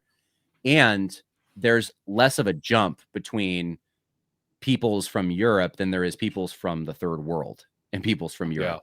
Like there's less there's more proximity between them than there are peoples who are more different. So I think what's happened now is since Hart Sellers, we've just had large groups of people from very different places who have no motivation to assimilate because they find their in group. They come here, Indians find other Indians to be with, and they don't need, if there's no motivation, there's no pressure to become like the Americans around them because they're getting social benefit. I mean, it's incentivized not to be like them in some ways.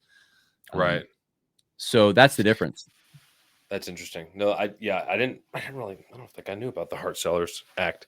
That's very revealing though, because it makes a lot of sense where we are today.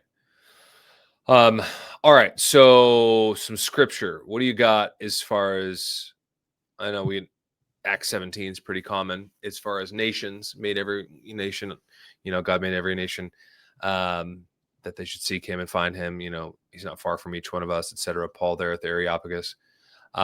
Obviously there's Babel in the Old Testament, very far back, right? But then we kind of have, and I think I subscribe to this, but kind of the overturning of Babel in Acts, right? And the languages and this kind of unification again in the gospel, etc. So I guess, how do you answer some people who, are very allergic to a word like Christian nationalist, which, 10 different people will define it 20 different ways. And just, I think America's an idea though, John. Like it is an idea of freedom and liberty. Like it's a place, but it's also an idea. Like, I don't understand, like, why can't we do whatever? Like, how do you try and kind of win over those people? And what is scripture and I or told just kind of precedent there? They were offended because I said America's Anglo-Protestant, kind of. They were like, "What do you mean? That sounds racist. I think we should just be Christian or something." And I was like, "Well, look, Christianity tells me same-sex marriage is wrong. Anglo-Protestantism tells me I can fight this in my county.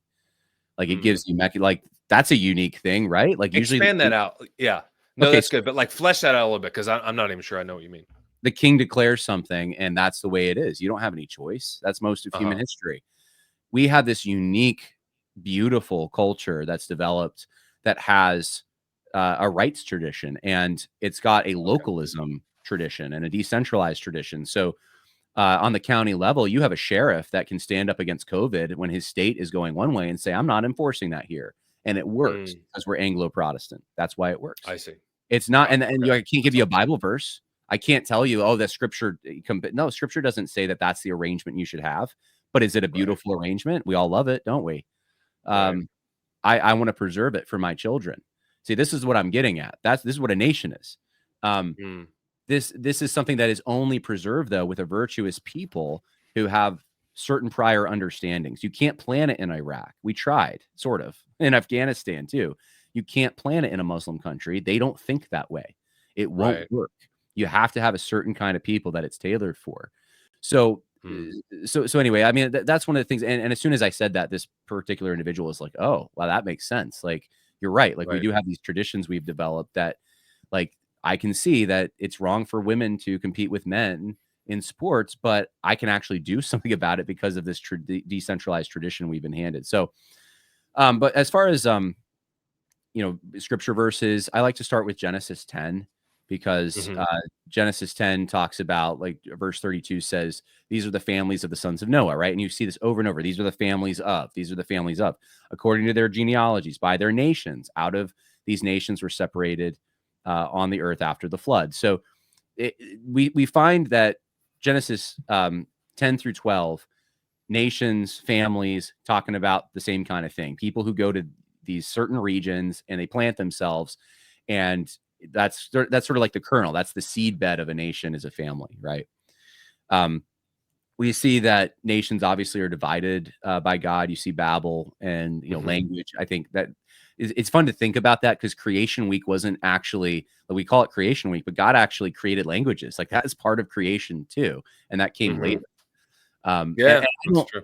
I don't think I don't buy into the whole like Babel was reversed at Pentecost thing. I understand, and I think some leftists have taken this, like Tim Keller has taken this way too far to try to say like this is like he even calls it the curse of Babel. I'm like, the curse of Babel? Like, no, it was like the whole point was you guys are supposed to spread out and form nations, and you're not doing it. I'm going to force the issue. You're going to do it, right? And Pentecost comes, and it's a sign that the gospel is going to the Gentiles, and then everyone goes back to speaking their own language. Like, people just hear it, the gospel proclaimed. It's true. Their dialect. Yeah, it's not permanent. Exactly. We don't have one language today. Yeah. Right. And they're around the throne with their own tribes, tongues, and nations. I guess it wasn't reversed, because they're still around the throne. And That's true. Like, so I don't buy into that. I think that like nations is part of God's plan. He wanted that. So, hey, celebrate diversity, but like the real kind. Yeah, we like diversity, but not that one. Yeah. The rainbow kind. Yeah. It's always the leftists always turn it upside down. So then you have obviously the nation of Israel. You see the example given there. You see warnings against things. And this gets, I do navigate this with very carefully in the book, but I get into the whole issue of intermarriage and the religious aspect of that, which is like, don't worship these other gods, guys. But also the cultural aspect of that. There is a warning, I think in Isaiah. It basically says that the northern tribes of Israel ceased to be a nation because they had, and this was basically like one of the plans of the during captivity was like, we're gonna take people out of that region and import our own people, and they intermarried, and then they became the Samaritans, and the Samaritans basically became pariah. They became enemies. They sided with the Romans against the Jews and so forth. It wasn't a good example. So they formed a new people, is what happened. A new hybrid people came into existence, and so that are there reasons that happens? Is that always bad? No, not necessarily. But for Israel, that was something to be warned against. Like, you are giving up something, you are losing something when you go and you completely blend with this other people, so that you lose your own identity in it. So yeah. So that is I think a negative example we have of that. We have, I think I already talked about the ancestral core, constantly told. I mean, even the things like don't move the ancient landmarks, which the fathers have. Like, what are you talking about, the fathers? It's not my father. It's like my great great great grandpa. Like, there's a lineage, there's an ancestry that's supposed to be preserved, and you see genealogies all throughout the scripture. It seems like they really care about that for some reason. Yeah.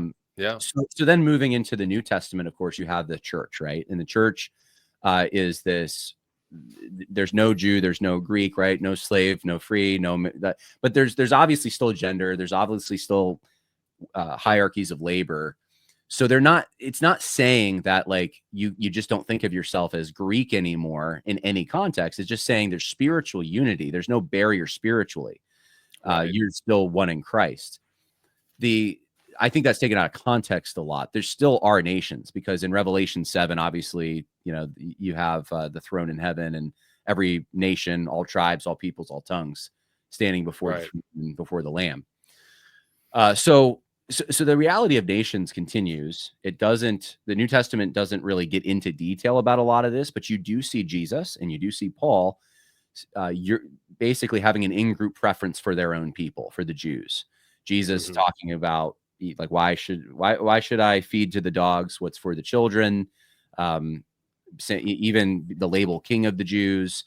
When he talked about the Jews, which I see taken out of context on Twitter all the time, he's talking about the religious leaders. He loved the Jews, people, but the religious leaders were leading them astray. But he came to his own did not receive him. So he did come to his own. His apostles are all Jewish. Paul obviously loves the kinsman according to the flesh. So you still see this sort of preference given to those who are similar. And the Good Samaritan story is also about proximity. It's the person you come in contact with in your neighborhood on the road. That's the point of the story. It's not trying to tell you that the whole point of the story isn't like you should go give your money to some, some organization that's promising to feed people across the world. Maybe you should do that. But the whole point is the people that you're passing by, that you have the power to help right in front of you. That's your responsibility. Right. So proximity. Yeah. So Well, I don't know if there's anything there that you.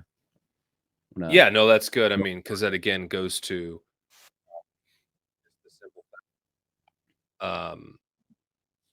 the order of loves, like we already mentioned with JD Vance, and that causing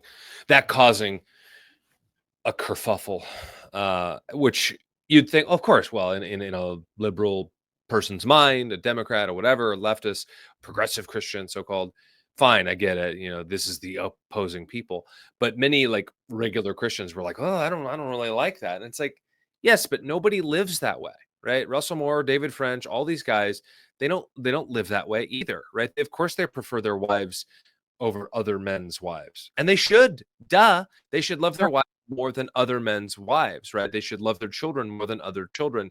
They should love the neighbor literally next door, even if he's a pagan, more than a pagan 50 miles or 100 miles away. Like there's this concentric circles, and it's so obvious, and yet, and I guess it's just because we've been kind of brainwashed and force-fed guilt and lies for decades that people don't want to address those things, or they just they don't want to say the quiet part out loud. And it's like, but that's what it is. Like, yeah. I think the main saying kind of the expansion of that. There are some nations are better than other nations. Like, we don't like to say that, but it's like, well, this nation chops off, the heads of chickens and gives the blood to infants, for example, or this nation, and you don't want to do modern stuff because that's too weird. Fine. Look at Israel and how the pagan crazy stuff they dealt with, that they sometimes even did. Is it all the same? Of course not. Of course there's distinctions. Of course there's differences. So it's the big warning, I think, in scripture that we have is from Daniel 2. You remember Daniel 2, the vision. Nebuchadnezzar has a dream, and he dreams about this statue, right? And there's a head of gold, there's silver, bronze, iron, feet of iron and clay. Mm-hmm. And the feet of iron and clay, that represents, most people think, Rome, right? Mm-hmm. And this is what it says. This is in Daniel chapter 2, verse 41. And in that you saw the feet and toes, partially of potter's clay and partially of iron. It will be divided kingdom. It will have in it the toughness of iron, inasmuch as you saw the iron mixed with common clay. And as the toes of the feet were partly of iron and partly of clay, so some of the kingdom will be strong and part of it will be brittle. And in that you saw the iron mixed with common clay, they will combine with one another in the seed of men, but they will not adhere to one another, even as iron does not combine with clay. That is the situation that destroyed Rome, and that is the situation that will destroy us. I think that's what Daniel's talking about. Is you have when you have groups that don't mix, that have different ways of living and so forth, the clay weakens the iron. And that's, I think that's what we're facing in the United States. I mean, this was the outcry before Trump got in there. It was like the clay is it's too much. Like we're losing the iron. Basically, we're losing the core. And that's from the Bible, right? This is a warning you see in scripture that we're obviously, this stuff is written for us to apply. Like, how do you apply that? How do you think about that? I mean, that's how I think about it. Like, this is a warning that your culture can really get destabilized. And of course, Roman Empire, and I think America's an empire. So, I think the good way to, those are helpful. Thank you. The good way to think about it, and I think sometimes people get too kind of pie in the sky or just very heavenly minded. They're no earthly good. This kind of, very well, it'll all work out. Like, we should just preach the gospel, like that type of idea. And it's like, again, it's not a zero-sum game. Like, yes, it will all work out. Yes, we should preach the gospel, but also you should have a job. You should try and save for retirement. You should take care of your family. You should exercise. You should clean your house. You should on and on. Like there's a million things, but I think a lot of times people, and I don't know if other generations before us, our great grandparents, all the way down, probably not. We had just probably too much time on our hands, I guess. But I don't think they thought this way in the sense of like, well, I don't know, John. I mean, I just saw a comment pop up on one of my recent videos, and it's like, oh, you're just talking. It was about Steve Lawson. We shouldn't be talking about other man's sin, blah blah blah. And it's like, if that's your conscience, I guess. But this guy's a very public figure, right? And he's sinning publicly. He disappears, nothing's said, and then he comes back around publicly, and we can't talk about it publicly. Like, let's use our brains here, people. Like, if you have a soft conscience for this thing, great. Don't eat meat. Eat only vegetables. That's what the weak man says. What is that? 1 Corinthians, I think, or it's Romans. I always mix those. The weak man eats only vegetables. I was telling that to an older guy, and he's like, "What?" I'm like, and he knows his Bible, and he didn't believe me. And I looked it up. I was like, here it is. It's kind of funny. Anyway, scatterbrain. Point is, like, little things matter, big things matter, and medium things matter, right? Like we can and should seek a stable culture. I mean, again, look at Syria, look at the UK, look at Ireland, look at these places right now, or South Africa. It's all of it's like depressing and scary of people getting beaten up in the street, spit on. Even in New York, I just saw a video on Twitter. There's like, Palestinian protesters harassing some woman in her car, spitting on her. They have the flags, they got masks on. It's like, I don't want to live in that society. Raise your hand if you want to live in that society. You don't. I know you don't, for sure. Like, I want to have, what does the scripture say? Pray for all kings and those in authority, right? That what? We will lead a peaceful and quiet life. I don't want war. I don't want to go to war with Russia or Ukraine or with atheists or with Muslims. I don't. I really don't.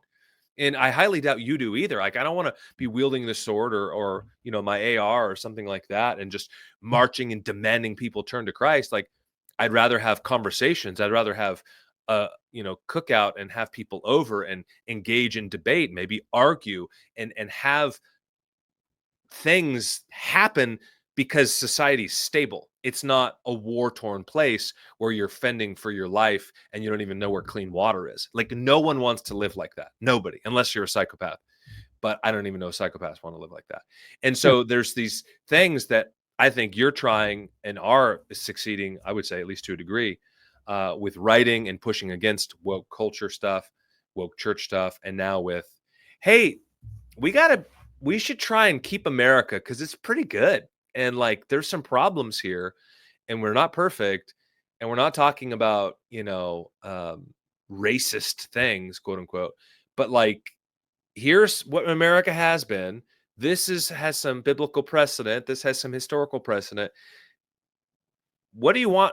You want America to turn into Afghanistan? like who wants that? Nobody. Like, yeah, none of the leftists want that. You're getting at, I think, the problem. It's not, naturally everyone who comes here and enjoys the blessings is going to want to keep enjoying them, even if it's just an economic zone to them. So they're going to use any measure they can to shut down someone who speaks the way that I'm speaking, because they probably don't want to conform to those things. Vikik Ramaswamy has been probably the main proponent recently, just bandying about the whole we're just an idea kind of thing. And there was a good article Ben Crenshaw put in American Reformer about Vivek and just kind of his past, his background, who he is. And you can see, like, yeah, that would make sense to me why he would want that. He is Hindu, obviously, and he's as far as I know, a practicing and serious Hindu. I mean, he's vegetarian for sure. I know that. Yeah. So, he's running for governor of Ohio. I don't know who he's running against. Maybe he's probably, if he wins the primary, maybe he's the better one. I would doubt it, but maybe. I don't know. I'm not really. Aren't you in Ohio? Yeah. So you probably know more than me about this. Not really. I've not kept up with it for whatever reason, but I know that he's running or he's candidating at least. Like, Vivek is kind of like, he's in the Republican Party. He's kind of your model. Like, this is an immigrant's son who, like, you would want to have him in your country. But Ben Crenshaw was pointing out, like, maybe not. Like, some of his practices in business have been pretty bad. Apparently, like he was he had this company that they sold this drug that they didn't do all the right testing on. They got all these investors, and then the whole thing blew up. And it was terrible. Wow. And that's how he kind of like made his millions. And the thing is, like, at the end of the day, he is still Hindu. So like, ask yourself this question: if it's Vivek, I'm trying to pick like the best kind of guy, because I kind of like him as a guy. Like, Yeah. I think and he's a bold guy. He's articulate and all this. But if you had, let's say like everyone around you was like Vivek, and they're all Hindus, and the churches disappear, right? What would you? Is that still America? Would you want to be in that? And I think most people, if they really thought about it, most Christian conservatives at least, they'd probably say no, not really, because that isn't America. Like, our skylines have steeples. You know, depending on the town, if they still have it, you know, we hear church bells. You know, we don't celebrate these holidays. We don't throw chalk at each other or whatever, those colorful things, right? Which is fine. Holly, you know, it's fine if they want to do that. I don't really know much about that holiday, but that we have certain ways. We eat beef. Okay, I'm sorry, but we do eat beef. Yeah. We're gonna keep eating beef. It's not gonna change. These are characteristic American things, you know, that would go away if everyone around you is Vivek Ramaswamy, and that's best case scenario. Like, you know what I'm trying to say. So I'm not saying you don't let one Vivek Ramaswamy in the country. I'm saying you don't let a boatload of them in the country and change what your country is, and give them authority and the power to fundamentally change things to suit themselves. That's really, I think, the issue. It's like, who's in control and how many are going to be here. We can't sustain. It's like a boat that's sinking, right? Like, you can't at some point, like, you take on a critical mass of weight, and the boat can't sustain itself. And that's the problem that we're facing. These are all very practical things if you just think about them. But you've seen that with. Go ahead. Sorry. Yeah, I'm just afraid most people see tears. They see tears. They see emotions, and they're like, "Oh, that's so terrible. That person should be here. We should give them everything." And it's like, we're in debt, guys. Yeah, 36 trillion last I checked, or more now. I saw something about trying to pass more money. But yeah, I mean, with the whole handouts, or even just with this tariff stuff, and it's like, I'm not an economist. I don't claim to be. I'm not an expert in that. But it's like, from what I can tell, we were getting bent over, and now we're not, or at least we're trying to push back. And it's like, oh, you're a pro, and it's like, but you guys were benefiting and we weren't. Now we just want an even playing field. We want it to go both ways, and now everybody's all upset. I mean, I remember 10 plus years ago, I think it was in Greece, they were doing was it austerity is the fancy word, right? Where they're like, cutbacks. We can't have cutbacks. I mean, we see this with government schools all the time, the teachers unions. And it's like, guy, we can't afford it. Who do you think's going to pay for it? Like, hello, like, how old are you? Grow up. Like, it's really, I mean, we deal with this, our children, all the time. And yeah, sometimes we'll buy them stuff when they don't have the money. We don't do we do chores, not allowances. So it's like, yeah, earn a quarter, earn $1, that type of thing. And okay, maybe I'll fudge it here and I'll pay you have $9.50. I'll okay, $10. But like, that doesn't work on a grand scale. And anybody who's thousands of dollars or tens of thousands of dollars in debt for whatever, you're not going to listen to them about financial advice, right? Like, duh, they need to get their own house in order, which again is a very biblical thing. The one who doesn't take care of his own house is what? Worse than an unbeliever. Like, there's so many principles. And yet somehow, especially Christians, and I always scratch my head. It's like, have you read your Bible? Have you paid attention in your own life, let alone history? Like, anyway, no, I totally agree. Yeah, it's something that we'll look back on, or maybe we won't. You know, we'll be in heaven looking back on it. You know, in like centuries later, whatever, millennia later, and we'll be like, man, what in the world was that little deviation? Like, what was that about? We really are in a unique time. And that's one of the things that I was realizing as I was writing some of these things in Against the Waves. I'm like, man, I'm really just trying to argue for things that everyone believed 5 seconds ago. Like, through the most of human history, everyone understood many of these things. They understood there's women, there's men, There's nations. They have particular ways about them that are different from other nations. Uh, we understood uniqueness. We understood what leadership look like. Like you want strong men in positions of leadership because they have to meet threats.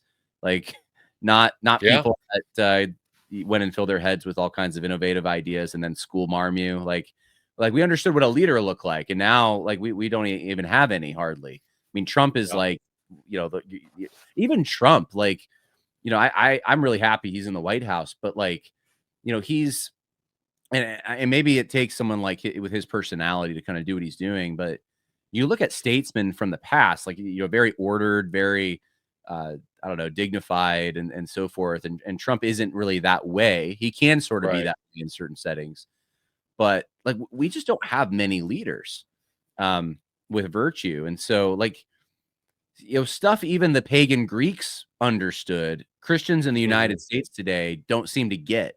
And I'm like, it's kind of scratching my head. I'm like, wow, how in the world did we get here? It's kind of weird. Yeah. How the world, it's just how the world is. But again, I think because we've been force fed materialistic evolution for our whole lives and beyond, right? And there is no God, separation of church and state, all these fictional things that aren't in the Constitution, Bill of Rights. There's all this other stuff that, well, immigration, nation of immigrants, blah blah blah, and just beating this drum. And of course, the lies that the mainstream media is unbiased or somewhat neutral. I mean, those are just our whole lives, and I know you're a few years younger than me, but certainly our whole lives, and probably our parents, at least from most baby boomers, maybe even before, of just growing up in this 50s, 60s, 70s, 80s, and so on, that you're just like, we're in a mess. It's a mess. Like, and anyway, so yeah, go million more God's doing something. God's doing something good. I don't know exactly where it's all going. It's like, it feels weird because, like, you're gonna be so tired of winning. Trump's doing all this and that, and it's all great. And then at the same time, like, the numbers for like Christian denominations and baptisms are going down, and I'm like, I don't know. I don't know how this exactly ends. Like, what the end of the story is, but I know God's in charge, and I know, like there's weird stuff happening. Like, people, not weird, but like things I haven't heard of for years. Like, people reading more Bibles sold last year than like in a long time. First time Bible.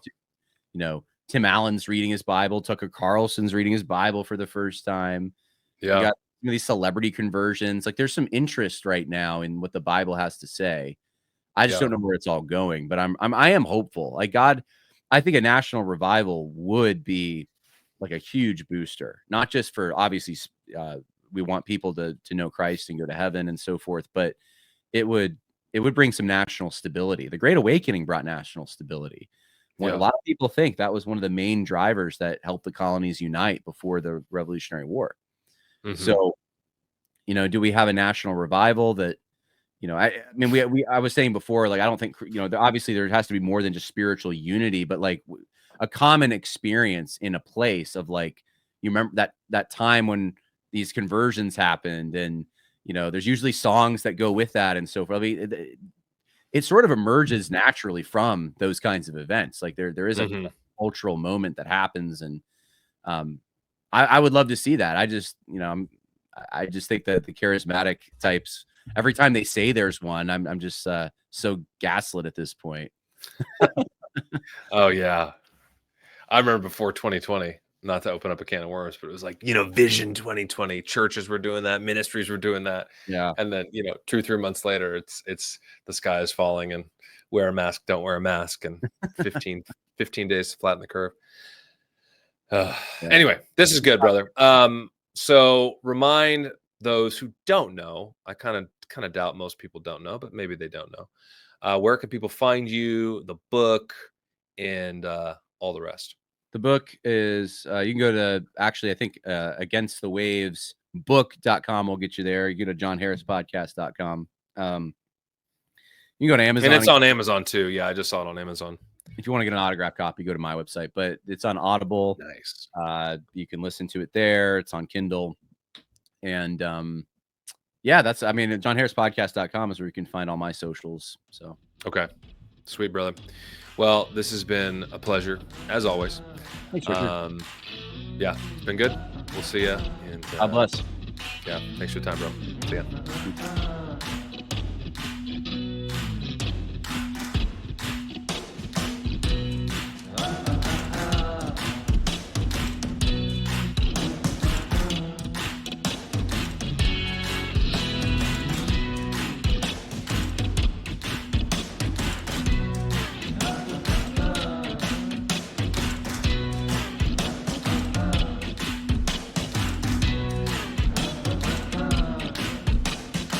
Hey, I hope you enjoyed that. I really do. I like Jon a lot. We've talked a number of times in person, privately, and on podcasts like this. And he's a really solid guy. Really trying to do work that matters, and just be faithful where he's at. And I encourage you to get his book. If you haven't gotten his book, get his book. There's audio as well. I believe there's an audio book. I know he shared a file with me, so I assume it, but that was private, so don't ask me for it. But maybe he'll give it to you if you ask. Anyway, it's a good book. I need to finish reading it. I haven't read all of it, but from what I read, it's good. There are some thought-provoking things. There are some things that really make you think, like, well, hold on, what does that mean, or how does he understand that? And again, Jon's not perfect. He wouldn't say he is, but he's got studying history and understanding things, and kind of pushing against kind of the normal, everyday stuff that a lot of times we just take for granted. So anyway, y'all take care. God bless. We'll see ya. Oh, and keep talking about things that matter.